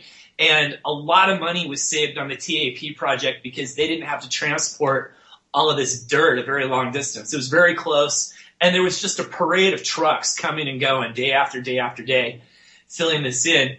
And then one day, the family got a cease and desist order from the Department of State Lands here in Oregon. And some greeny, commie neighbors had decided that they didn't like this fill project because they said that they were filling in. Sorry, my dog's shaking off. They were filling in a wetland. And so the Department of State Lands needed to conduct an investigation, and they sent their so-called expert over to take a look at the site. And so the neighbors had heard about this, and people were really upset. I had people offering to come and defend the property and keep the state from setting foot on it and whatnot. And as the family's property manager, I was in charge of dealing with the Department of State Lands and trying to keep them from turning the property into a wetland, and basically making it so we couldn't do anything with it, and also to allow cooler heads to prevail.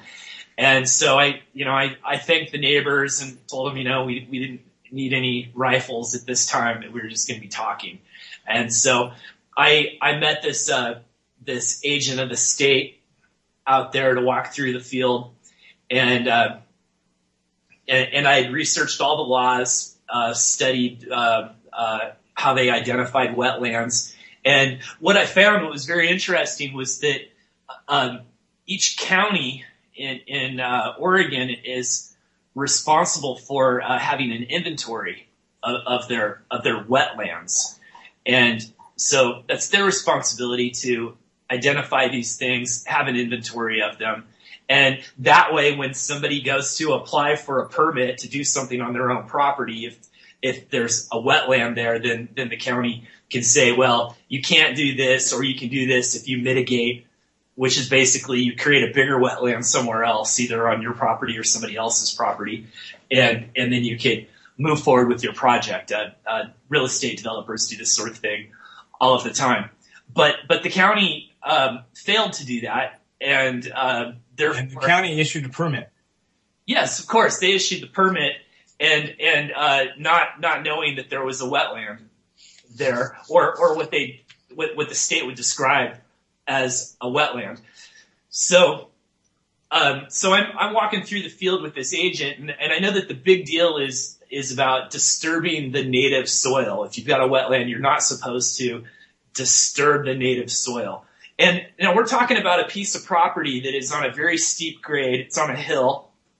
It's on the mountainside above Talent, and it's on a flank of the Siskiyou mountain range, and then below that are Harry and David's orchards, and then below that you've got Bear Creek. So everything drains down into Bear Creek, and and the orchards are just poison factories. They're out there spraying all the time and fertilizing, and all that stuff flows into the creek.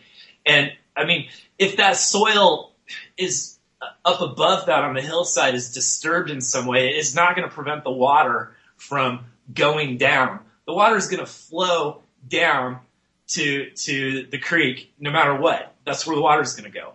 And so it's just absolutely ridiculous that you can't disturb the native soil. I mean, even if you filled in this low area, the water that flows through the site from the mountains is still going to flow under the site, and it's still going to end up in the creek. It's not going to change anything. It's not going to make the water's not going to dam up and flow over the other side of the mountain. It's completely ridiculous. Another thing that I discovered was that the Talent Irrigation District had an irrigation ditch that ran above the property and down the side of it, and it was leaking like crazy. And most of that water that was pooling down there was from this leaky irrigation ditch. So similar thing happened at the old Cedarlinks golf course. They had a real soggy spot that was about, I would say 30 or 40 feet below an irrigation ditch that ran along the other side of Foothills Road. And the water actually leaked under the road and through some kind of a vein between the hard pan and the clay, and it was bubbling up on the side of their old number 12 there. And that was it was dry all winter long, and then in the summer when they opened up that ditch, it would get just soggy as could be. So that those irrigation ditches up above was causing that, I'm sure of it. And they always leak, and unless they're lined in some way, they're going to leak. But of course, you have to do all the work to prove that it's the leaky irrigation ditch. That's against our legal foundation of innocent until proven guilty. Right. And so I'm walking through the field with this guy. In the meantime, there's neighbors are coming around to the sides of the property. They're driving up. They're on the side roads, and they're yelling at us. They think that I'm with the state. They don't know. They don't know.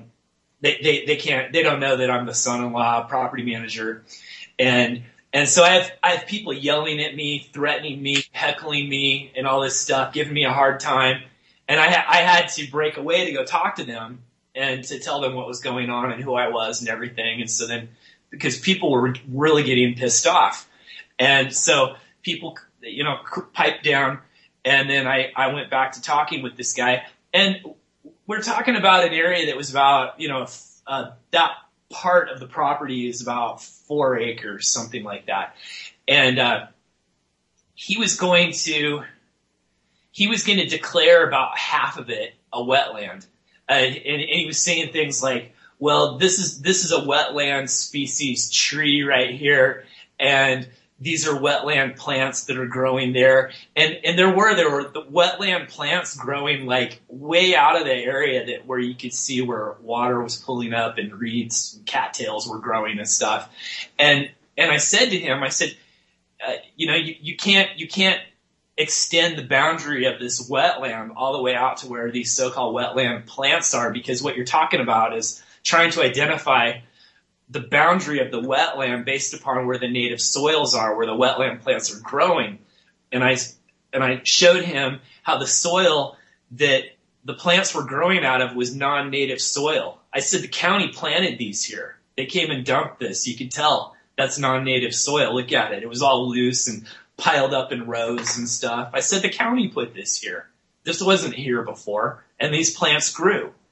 And he goes, oh yeah, you're right. And so then there was this issue of trying to identify like where the original boundary was of this thing. It was a small triangular shaped piece of the property, and and he wanted to make the boundary much larger than it actually was. And the problem was trying to prove what it had looked like before a bunch of fill dirt had been brought in, because he was going to say you have to remove all of this, and it would have cost about $50,000 to remove all of this soil that the county had been dumping from their irrigation ditches and from the huge TAP project to bring the water line up to Talent.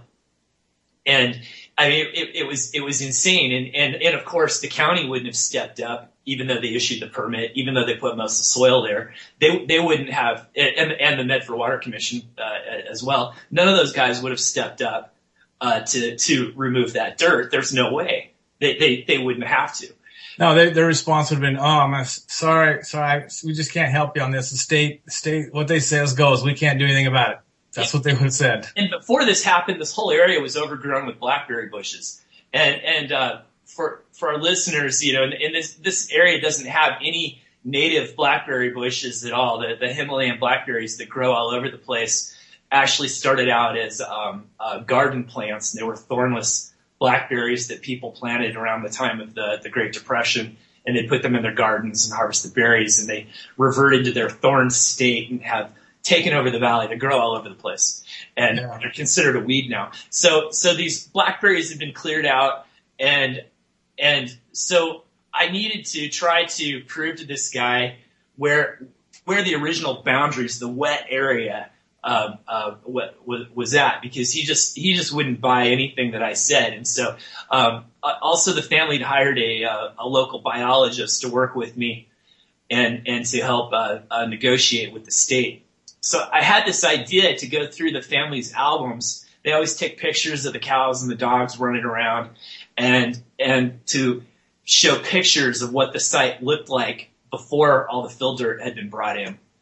And then the biologist went down to the county and got a copy of an aerial photo of the site, prior to the fill, and we were able to prove what the site looked like and where the logical boundaries were for the so-called wetland prior to the fill. And so, and that was just the opposite of what should have happened. He should have had to go and find evidence that you had somehow altered it from its original state, and that he made you prove that you hadn't. Right. And that is, you can't prove a negative very well. It's really hard. And the problem too is that he wanted to extend the wetland even further outside of that boundary because of this one wetland species tree. I cannot remember what kind of tree it was. It was just a junky, crappy tree. Like a willow? Some bird had pooped out a seed, and that's where it grew. And so he wanted to extend the boundary all the way out to there, and that wasn't even a marshy area at all. And so what we... Yeah, but if it was something like a willow tree and there was an underground stream going from the canal, it could have tapped into that. I mean, the willow roots they'll run for miles. Oh, absolutely. And so we had to mitigate with our own land. So basically what that means is that we don't want to extend the boundary all the way to there, but we'll make the other wetland or what we're agreeing is the wetland area. We'll make that a little bit bigger, but not extend it all the way out to this tree. And so we worked out some mitigation, established the boundaries, and then basically what they said is that we had to shove some dirt aside, but we didn't have to remove it from the property. But we weren't able. It had to be delicately done so that like a bulldozer basically was needed to move this dirt, but we couldn't disturb the native soil. So you couldn't dig down into the native soil at all. You couldn't scrape it. And so, anyways, we established the boundary, pushed the dirt out of the way, and that was that. The interesting thing about this is that we could still graze cattle there. We could weed whack it. We could dump Roundup on it. We could, just totally douse it with napalm. You do whatever we want. We just can't disturb the native soil. That's it. They don't care. You can't disturb the native soil. That's it. It's just ridiculous. So that's because they're not really there to protect the environment or anything else. They're only there to harass you. And to make that property so it's not as productive and not as useful as it ought to be. Yes, make it harder to make a living on it so you'll move off and they can take it over. Right, exactly. So that was my first taste of Agenda 21 in action right there. And they always do is they pick out one person at a time and just pick them off, and they just keep on increasing, their reach over everything. It's been going on since in this country, on the property end of it, since the Clinton administration. Yeah. So you don't really own your property. When the state can come in and tell you what you can and can't do with your property, tell you how you can use it. Even a field where you ought to be able to graze your cows, and they're telling you can't improve it to make it usable to bring in vehicles. So, I mean, if you got a bunch of cattle, you got to bring in trucks with trailers because you have to take them to the market. You got to bring in the calves. You got to bring the steers. You need to get your trucks in there, and it's just the way that it is. And they come in and say no, you can't configure your property, make it more useful, even though it would have no adverse effect on anybody else. I don't think you should do things that would adversely affect your neighbor. This in no way would adversely affect a neighbor, and the water would still flow downhill. All the water is still going to flow down to the creek. Doesn't change anything. It makes absolutely no sense whatsoever. And this is how they rewild the West. This is how they work to keep you from being self-sufficient, to keep you from being able to farm your land, to raise healthy grass-fed beef. This is how they do it. This is how they unwind their lifestyle. They'll have a program that they want to institute. And they'll get together secretly or in quasi open meetings, but meetings that you can't interact with them, and they'll reach their decisions. And then they'll have an open meeting for the public to come and voice their opinions on. And when you get to those open meetings, to go in there and tell them that they're all wet, we don't want this. This is a bad thing. They'll use that Delphi technique to say, why would you say that? Or and I remember seeing a video, some guy in one school district stood up to denounce Common Core, and they was told to sit down. He was disrupting the meeting. He said, no, this is my right to speak. This is a public forum. I'm going to speak. And they arrested him and had him put away. They marginalized him. And they give him a police arrest record. They give him a charge of disturbing the peace or not obeying an order of the people, whatever. They arrest him for resisting arrest, which is the funniest thing I've ever heard in my life. I mean, anybody that couldn't figure out that's impossible doesn't deserve to be in law enforcement. But they use those techniques to turn a majority into a minority. They isolate you, and then nobody else wants to stand up and say anything because they've been ridiculed, they've been arrested, they've been put in jail, they've had there's kind of and it's all in this Growing Smart book. They teach them these techniques of they go to conferences. They teach them how to control people this way using these. It's kind of like the Jedi mind trick. Why would you say that? What makes you think that's true? And where did you get that information? What's your source for this? Well, and not just that, but they will have already made a decision for the people ahead of time. And And all they're there for is that let the people have the illusion that they're agreeing with them. But I've seen this in action, like going to ODOT meetings where they're planning to put in a big interchange, and all these community groups are invited to weigh in and give their opinion. But if you dig in, you learn that it doesn't matter what the people want. The Federal Highway Administration will ultimately make the decision. It doesn't matter what the people in the community want at all. And with it's the same thing, with the Delphi technique. I mean, it's much like that, where they'll lay out options for people, but they're just leading them down, just like cattle. They're just leading them along. The people didn't get to decide the options. These options were laid out ahead of time, and then they're led to the conclusion or the consensus that they want everybody to reach, and then they announce it as a consensus. Well, everybody's agreed to this. Why aren't you going to go along with the majority? Why, they have all these. And I looking back, I saw this used in a homeowners association meeting we had here. I was complaining about something, and they said, well, this isn't how it works in America. It's the majority rules, and nobody else believes what you believe. And I said, but that doesn't matter. I have a right to express my opinion, and I have a right to kind of lobby people to understand why what you're saying is wrong and why it should be changed. And I shouldn't be dismissed and marginalized in this manner, because that's not how America is. America isn't run by, a tyranny of the majority, that everybody should have their rights protected. And they just kind of looked at me like, well, this is very, like that, kind of like I'm like, would this guy please stop talking? And I realize now that that's what they were using. They were using that Delphi technique on me. Yep. And it's frustrating when you see this happen, or if you go to a planning commission meeting, and they'll only give you so much time to speak, and then that's it. And if other issues arise, you're not allowed to add any information at all. It's like you had your opportunity, that's it, we're done. And something you might have something to add that's relevant later in the conversation, but you can't. That's just the whole procedure. And I'm sure that people can come in and try to hijack a meeting and drag things out forever, basically filibuster. But if something's really important, you ought to be able to do that, right? Yeah. You should. I mean, if it's your livelihood, if you think it's going to seriously change your life, I think that you should do whatever it takes to convince as many people as possible to join your cause. That's your only chance to come out of this hole in one piece. You're going to be seriously damaged if you don't.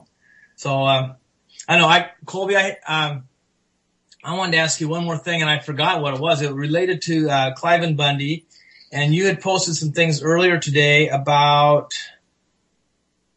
them, and I forgot what it was. I was going to say something. Boy, getting old is really horrible. Your memory is so bad. You posted something that I didn't actually look it on your page. I saw the posting on my email alerts, and I read it, and it sounded to me like it was a really well thought out piece. And I don't know if you wrote it or you just posted what somebody else wrote. But do you know what I'm talking about? I was actually just posting something someone else had posted. I was trying to circulate it around. Okay. This wasn't the one that you posted about, the sheriffs kind of mounting up in their posses and stuff. This is earlier in the morning. It was it just flashed in my mind as we were talking, and I thought, I need to bring Colby in and to talk about this, because I didn't spend very much time on it, and he probably would know more about it than I did. Sorry about that. So you guys are going to have to go to Colby's Facebook page. Well, there's a lot of talk of militia that's moving inward towards the ranch. Actually, they're actually boasting that around 5,000 to 10,000 people will be showing up. I think that may be understated. I think if as heated as opinions are running against the government right now, this could be the second shot heard around the world. I hope it isn't. Yeah, and I tell you what, if I had a ride, I'd go down. Well, if it, if I didn't have a very controlling wife who has already made plans for this weekend that would probably make me sleep in the car for a week, if I did, I would call you up and say, let's go road trip. But, and I don't mean to say this is a negative thing about my wife. She just gets lonely when I leave. And so she wants me to be closer to home.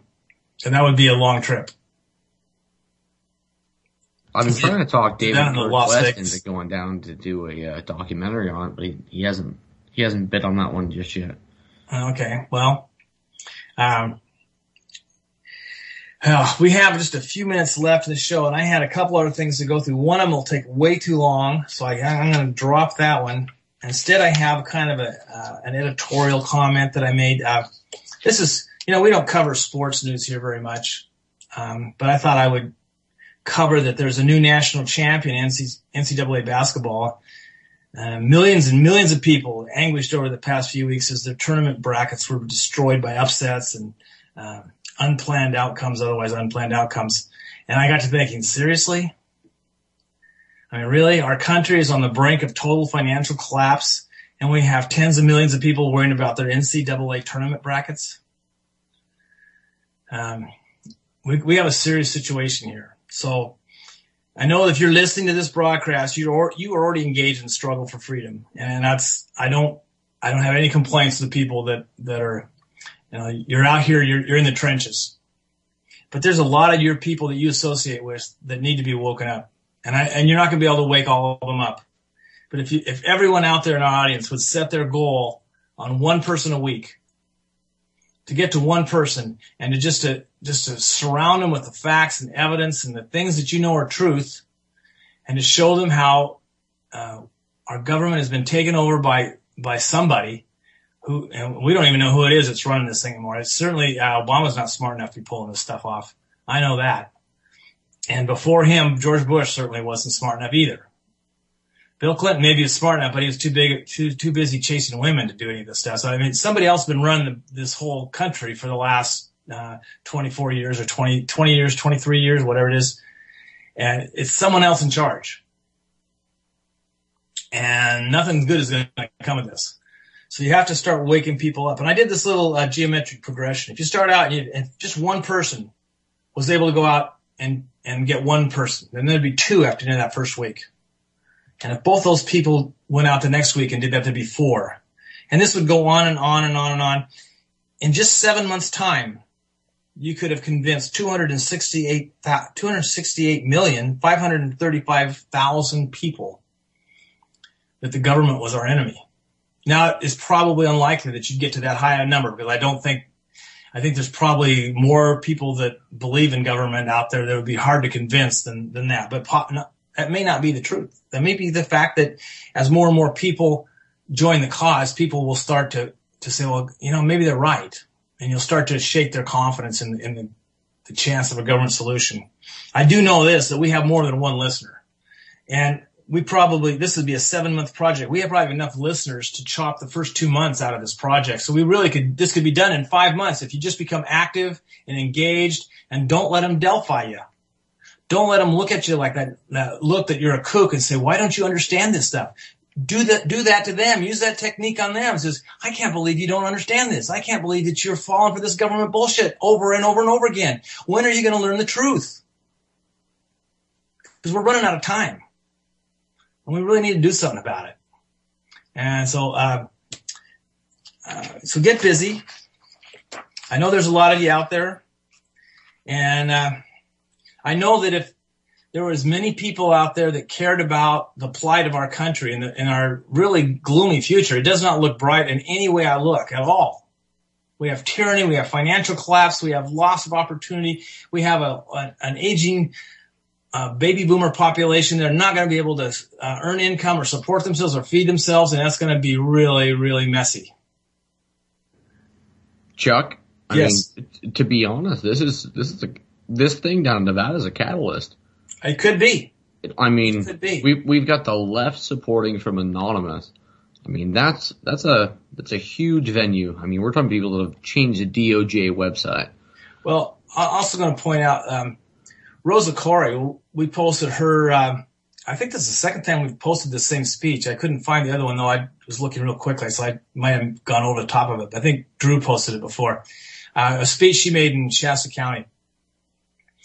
It's about an hour and a half, so if you want to watch it, make sure you have that much time saved for it. You will want to listen to the whole thing, and you may want to listen to it again later.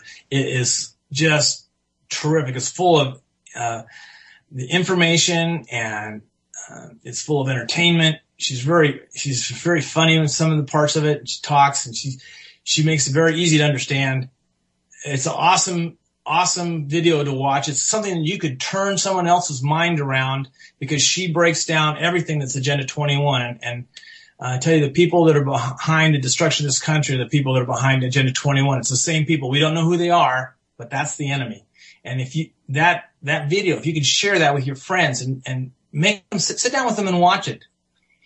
And maybe, if you know something about their livelihood, you could bring up things that she mentions that maybe are pertinent to their life and the things that are happening in their life, and so they can see how this is affecting them already, and it hasn't even been fully implemented yet. Go on, Colby. I didn't mean to talk so long. You're talking about it's uniting the people from the left and the right. And I was pointing out that she's a liberal Democrat. She's right on the mark, though. She stands for freedom. So, Chuck, I dropped in a link. That video is actually a presentation that Rosa Koire did in Denmark. That was... the one I posted was she was in Shasta County. She drove up from Santa Rosa and gave a speech. Mm-hmm. So I put in the one to the Open Mind Conference, and it's I'm sure okay. That's a different one then. It's the same speech. It's fantastic. It is, and she is she believes in a lot of things that maybe a lot of conservatives don't believe in, and as a libertarian, I probably don't believe in what the conservatives believe in either. But she also probably believes a little bit of kind of light socialism, which I don't believe in. But at the same time, she really is understanding that this is tyranny and this is fascism. And she used the term that Drew introduced me to, corporatocracy. She introduced that in her thing, and she explained how that is corporations owning the government, which is about what it looks like to me. And that's kind of how Drew explained it to me. Yeah, and we're about out of time. Yeah. So I want to just say good night to everybody. Get your rest. You're going to need it. We're in for a tough struggle here. And we'll see you next week. Drew, thank you very much. Thank you, Colby. Thank you, Dave. As always, you guys are awesome.